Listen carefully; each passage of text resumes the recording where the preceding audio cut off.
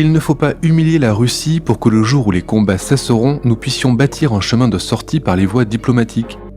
Oui, cette phrase d'Emmanuel Macron qui dit, même après l'invasion à grande échelle de l'Ukraine, attention, il ne faut pas humilier la Russie, effectivement, elle pose question sur l'influence russe sur les esprits français. Effectivement, elle pose toute la question et de la pénétration de son narratif.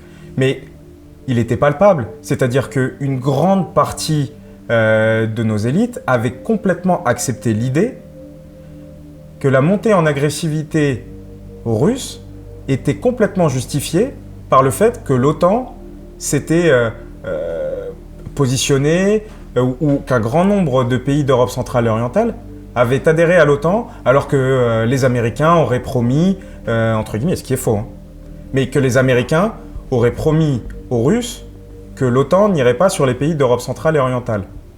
Et qu'effectivement, c'était un peu le crime originel, qu'il fallait comprendre les Russes qui pouvaient se sentir menacés par l'OTAN. Je le répète, nos actions relèvent de l'autodéfense, contre les menaces qui pèsent sur nous et contre un désastre encore plus grave que celui d'aujourd'hui.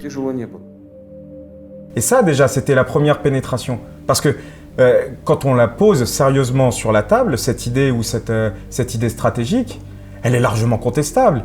C'est-à-dire que comment aurions-nous pu refuser que des pays libérés de décennies d'occupation russe, communiste ou soviétique ne choisissent pas librement leur alliance, qu'ils refusent de se mettre dans la seule garantie de sécurité dont ils pouvaient disposer face à l'impérialisme russe.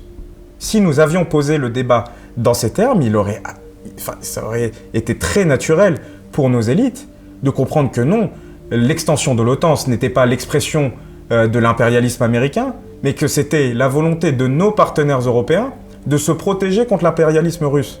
I think you have to go back to the 1990s to understand what's going on in Ukraine. There was a big debate in the Clinton administration about whether to move NATO eastward, whether there would be NATO expansion or not. Raison pour laquelle ils ont voulu avancer les frontières de l'OTAN jusqu'au bout de l'Ukraine, donc à la porte de la Russie, et au moins jusqu'aux portes des bases russes qui contrôlent le passage des pipelines des Russes dans la mer Noire. Le fait que les Russes aient compris que dans une grande partie des élites et de l'esprit français, il y avait aussi une part d'anti-américanisme sur lesquels ils pouvaient jouer et ce refus de l'impérialisme américain, en réalité, elle vient aussi de là, cette pénétration. Mais cette phrase d'Emmanuel Macron sur « il ne faut pas humilier la Russie », elle vient aussi d'une autre histoire. C'est donc avec beaucoup de panache que le traité de Versailles proclama ce 28 juin 1919 la victoire des Alliés, mais c'est avec une sévérité sûrement trop grande qu'il condamna l'Allemagne. C'est une nation tout entière qui fut humiliée et les graines d'une grande revanche, désormais, étaient plantées. Et c'est l'histoire qu'on apprend aussi beaucoup en France, que finalement la France, après la Première Guerre mondiale, aurait humilié l'Allemagne. Que le traité de Versailles serait l'humiliation de l'Allemagne, ce qui aurait amené Hitler au pouvoir et ce qui ensuite aurait déclenché la Seconde Guerre mondiale. Et ça, encore une fois, on peut avoir un débat historique sur ce terme ou sur ce sujet, mais c'est largement débattable.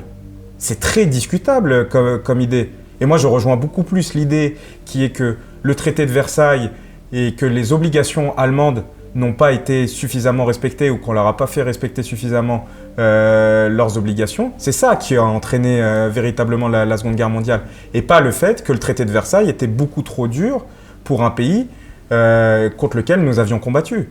Mais ça, c'est une idée qui est très répandue en France. Donc ce qu'exprimait Macron, c'était si nous devons aller à un accord de paix, il faudra faire attention à ne pas humilier la Russie parce que cette humiliation pourrait conduire à une nouvelle guerre. Mais ça, de toute façon, cette phrase, il ne l'a plus jamais répétée. Il a complètement changé de position. Parce que je pense aussi que dans son fort intérieur, il a compris que de toute façon, il n'y aurait pas de négociation avec la Fédération de Russie. Qu'au fond, il n'y a pas une volonté à court terme russe de paix. On le voit bien, il y a une volonté de reddition ukrainienne, c'est-à-dire qu'ils veulent tous les territoires revendiqués, ils veulent aucune garantie de sécurité pour l'Ukraine, ils veulent changer de régime, ils veulent changer la constitution de l'Ukraine. C'est à peu près ça les demandes.